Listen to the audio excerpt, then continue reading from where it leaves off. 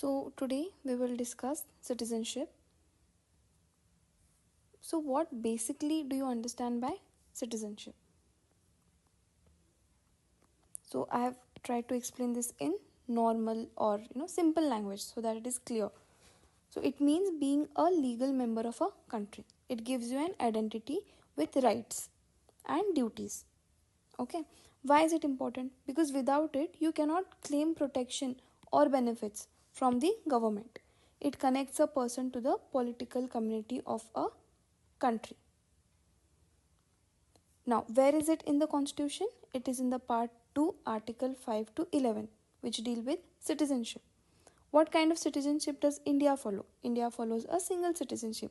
You are only a citizen of India and not any particular state, as opposed to US. If you are a citizen of US, you are also a citizen of that particular state that you live in the US. Now, how can you become a citizen? There are these 5 parameters by which you can become a citizen: by birth, by descent, by registration, by naturalization, and by incorporation of territory. So you can become a citizen via these 5 parameters.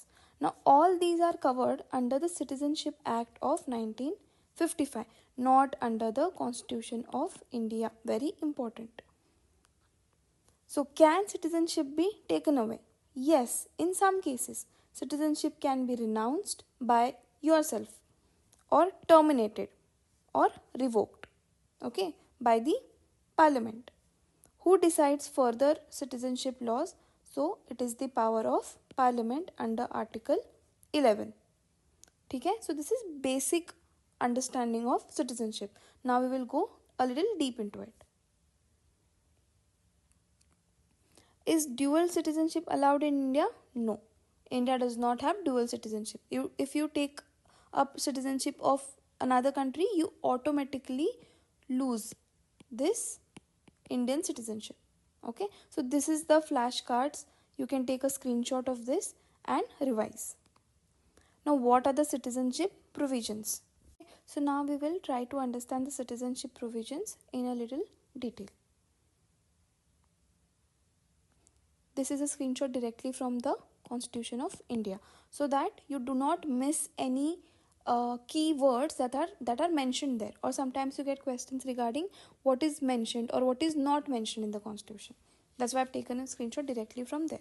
Okay, let's begin. So this is part 2, article 5 to 11, deals with citizenship. Now article 5, it talks about who is a citizen on 26 Jan 1950. Why is that date important? Because it was the commencement of our constitution. So who can be a citizen? You are a citizen if you are born in the territory of India, if your parents were born in this territory, or if you are a resident in the territory for not less than 5 years. If you have any of these 3 criteria fulfilling, then you can become a citizen. Next, article 6 talks about if you came from Pakistan, you can still be a citizen. If so, it talks about the rights of citizenship of certain persons who have migrated to India from Pakistan. So you can be a citizen if you or either of your parents are born in India as per the law of 1935, Government of India Act 1935. So as per that law, if you are a citizen or if your parents are a citizen, then, or even the grandparents, then you can become a citizen. Next, if you have migrated before the 19th of July 1948 and have been an ordinary resident of the territory of India, then you can become a citizen. Otherwise, if you migrated after this particular date, that is 19 July 1948, then you should be registered as a citizen of India with the... Now in case 2, where you migrated after this date, which is the 19th of July 1948, then you should be registered as a citizen with an officer. Okay, so if you have come from Pakistan you can still become a citizen if you fulfill any of these criteria. Also, there is a condition that before you register, you should at least become a resident, matlab you should live in India for at least 6 months, okay, before applying. Okay, so this was your Article 5 and Article 6. Now Article 7. Article 7 talks about the rights of citizenship of certain migrants from Pakistan. So here again the date is changed. It is 1st March of 1947. So if you have migrated from the territory of India, which is now included in Pakistan, you will not become a citizen of India. Okay, you cannot become a citizen. But there is an exception. Suppose you return to that territory under a permit of resettlement or permanent return, then you can become a citizen. Okay, so if you migrated to a area which is now called as Pakistan, you automatically lose your citizenship. But you came back and you came under this permit of resettlement and permanent return, then you can become a citizen. Okay, this was the Article 7. Now Article 8 talks about rights of citizenship of certain persons of Indian origin who are residing outside India. So if you live outside India, but either your parents or your grandparents were born in India under this law, Government of India Act 1935, okay, then you can become a citizen. And you should be registered under the diplomatic council or representative, wherever the country is outside, you have to be registered over there. Okay. Now Article 9. This article talks about persons who voluntarily acquiring citizenship of a foreign state not to be citizens. So we don't have dual citizenship, right? So if you acquire the citizenship of US, that means you automatically lose your Indian citizenship. Okay, that is under Article 9. Now Article 10 talks about the continuance of rights of citizenship. This means that you are deemed to be a citizen. Once you get citizenship, matlab, it is not a renewal process that you have to go file every year or something. You become a citizen, you are continued to become a citizen unless there is a law made by parliament which says that you cannot become a citizen anymore. So that is subject to the parliamentary law. And finally, Article 11 says that the parliament is in full power to make any decisions regarding the acquisition and termination of citizenship and all other matters relating to citizenship. So parliament has full power. Okay, so this was the part 2. We saw all the articles from 5 to 11, but nowhere did we see the mention of the words these 5 ways that are given. Okay, that is because these ways to become a citizen are not given in our constitution. They are given in the Citizenship Act of 1955. Okay, so if you get a question saying that these are mentioned in our constitution, then that is incorrect. Okay, now we will go through each of the way in a little bit of detail. So the Citizenship Act of 1955, this law tells how can people get or lose Indian citizenship after the commencement of our constitution. So there are 5 ways, like I said. One is by birth. So if a person is born in India, that person becomes a citizen of India. But there are certain conditions. If you were born from the commencement date to 1st July 1987, then automatically you are an Indian even if your parents were foreigners. Okay. Then the next clause is if you are born from this date, 1st July 1987 to 3rd December 2004, then at least one parent must be Indian. Then after 3rd December 2004, One parent must be Indian and the other must not be an illegal migrant. So these are the 3 clauses to become a citizen. Now second way is by descent. Okay, this has to do with your birth. This has to do with your parents' birth. Okay, so this is for people who are born inside India. They also can become a citizen if from this date, from the commencement date to December 10, 1992, if your father was an Indian citizen by birth, then you can become a citizen. Then the next clause is from 10 December 1992 to 3rd December 2004, if either parent was an Indian citizen by birth. And after 3rd December, birth must be registered at Indian Embassy within 1 year. That is your birth, plus parents declare no foreign passports. Means both your parents should be Indian citizens. By birth, that is not mentioned, but they should be Indian citizens. Okay. Then we already saw birth, we saw descent. Now we have by registration. That is section 5 of the Act. So this is for the people of Indian origin, PIO, or spouses, their minor children. You must not be an illegal migrant. That's the condition. So who can apply? All these people can apply. People of Indian origin living in abroad for 7 years, or people who are the spouses of them, people who are living abroad, then minor children of Indian citizens, OCI card holders, adults whose parents were Indian citizens. What they must do? They must take an oath of allegiance. What is meant by that? That I stand by my constitution. Okay, they should take that. So this is basically by application, by getting registered. Then we have by naturalization. That is the section 6 of the Act.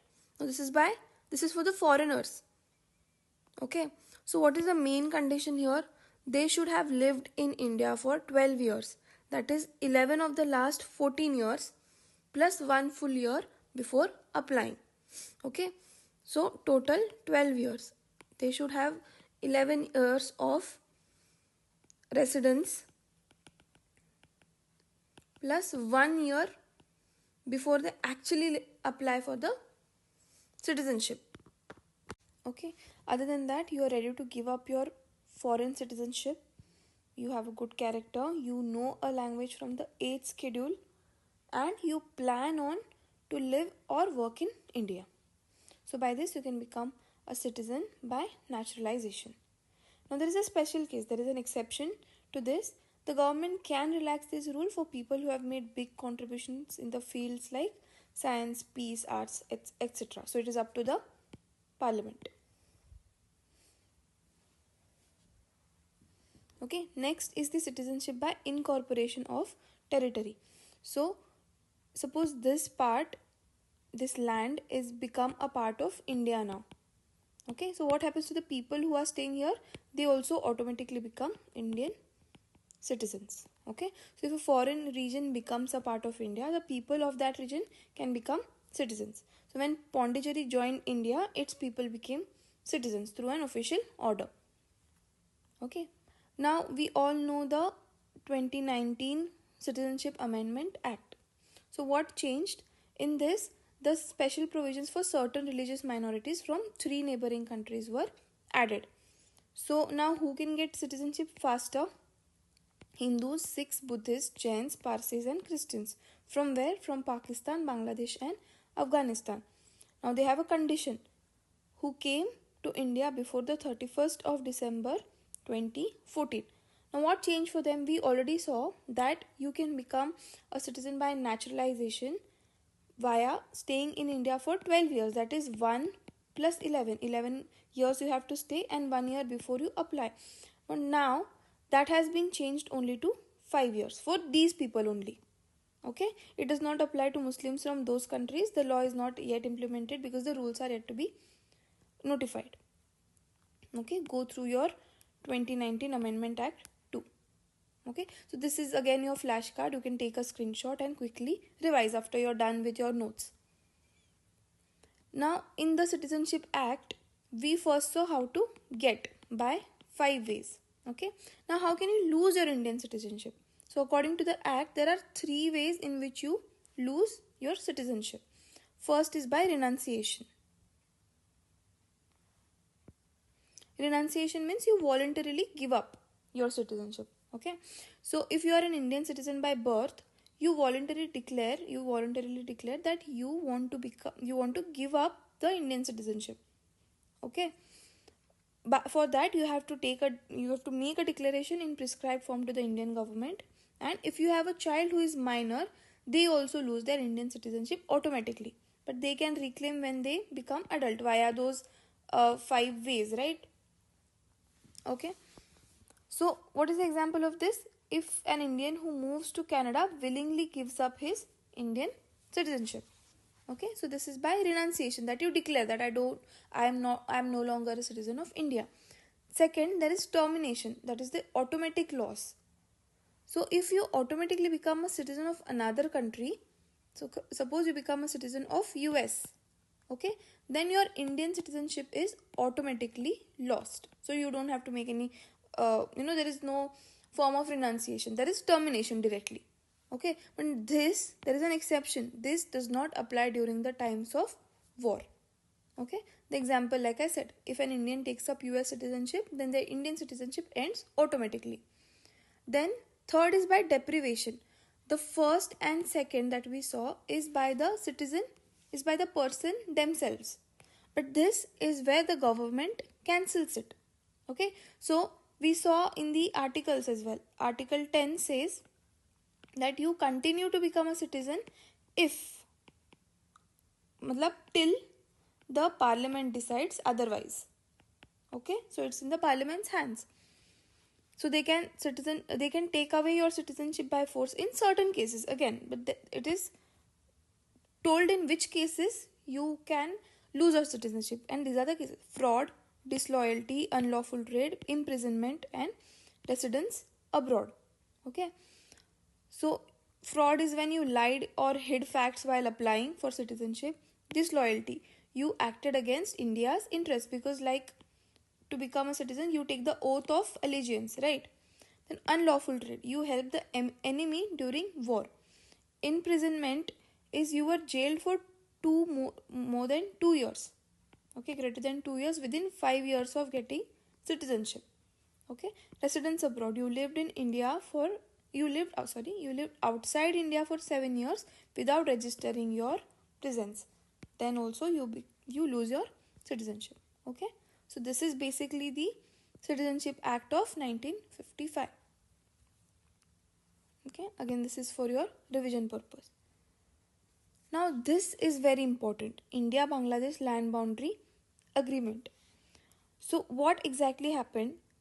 Because there were a lot of tensions going on with Bangladesh, right after partition, till the creation of Bangladesh, that was from 1947 to 1971.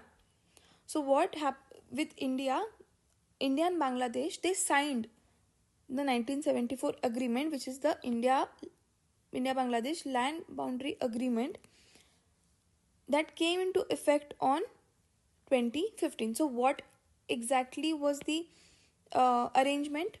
So exchange of 111 Indian enclaves in Bangladesh for 51 Bangladeshi enclaves in India. So India gave their 100 enclaves in exchange of 51 enclaves. Okay, so the 100th Constitution Amendment is important because it gave effect to the land boundary arrangement. Okay. So implementation of the LBA. So in 2015, the implementation of the LBA between India and Bangladesh was resolved. 3 major lingering boundary issues. First, the enclaves. So what are the enclaves? Enclaves are small pockets of land belonging to one country but entirely surrounded by other. Okay, so residents lived here in isolation without basic services like electricity, healthcare. So as per the agreement, India transferred 111, we saw that, to Bangladesh, and Bangladesh transferred 51 enclaves to India. So residents were now allowed to choose citizenship based on where they lived post transfer. Then the issue of adverse possessions. Now, what is adverse possessions? These are border areas under one country's control but legally belonging to the other. Here you see the ones that are marked in red. Okay. So the 1974 agreement called for their exchange, which was formalized in 2011 protocol. Both countries agreed to redraw boundaries to match the ground realities, thereby settling their long-standing disputes. And finally, the undemarcated land of 6.1 kilometer. Okay, the agreement also resolved that, which was in parts of West Bengal, Tripura and Assam. Now the land boundary was clearly demarcated, eliminating ambiguity and strengthening territorial clarity. So this also forms a very important part of your India-Bangladesh relations. Okay. So which border states were affected by this LBA? These states: Assam, West Bengal and Tripura and Meghalaya. Okay. So what else is important here? The 100th constitutional amendment, these states, and what exactly happened: enclaves, the adverse positions and undemarcated land. Okay. Now we come across these NRI, PIO and OCI more often than not. Okay. So now we will understand the basic differences between them. These are in simple language so that you understand better. So NRI, who are NRI? They are Indian citizens living abroad. Okay. Who are person of Indian origin? They are foreign citizens with Indian ancestry. And OCIs are foreign citizen with Indian ancestry again. Okay. Now this PIO was merged with OCI in 2015. So there is no different section called as PIO right now, but just for the sake of understanding, we will go through it. What about their citizenship? NRIs are Indian citizen, correct? But PIOs and OCIs are foreign citizens. They are the citizens of the place they live in. Which passport do they hold? NRIs, of course, they are Indian citizens, so they hold Indian passport. These two hold the foreign passport. What about their voting rights? Do NRIs have voting right? Yes. These two do not have any voting rights. Okay. Visa requirement not applicable because they are Indian citizens. They need special kind of visa, the PIOs, to live in India, and here no visa needed for India.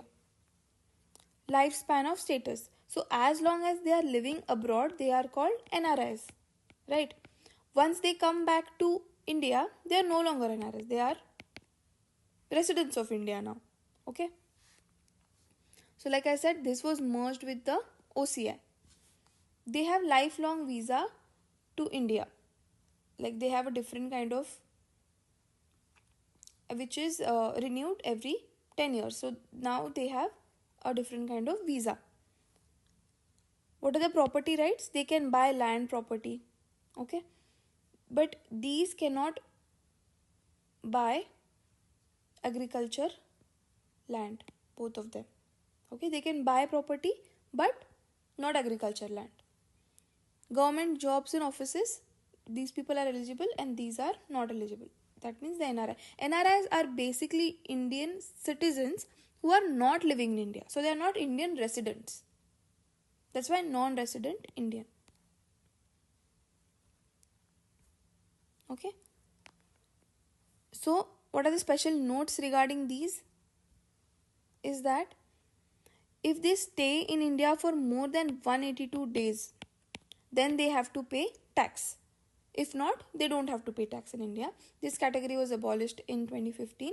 Cannot vote, run for office or buy farm land. So they cannot do the constitutional posts, they cannot opt for, they cannot vote and they cannot buy agriculture land. Okay? So this is all about the citizenship and I hope you've understood. Use this after you've done studying from your primary source and make notes. Use these flashcards for your revision purpose. Okay? Thank you.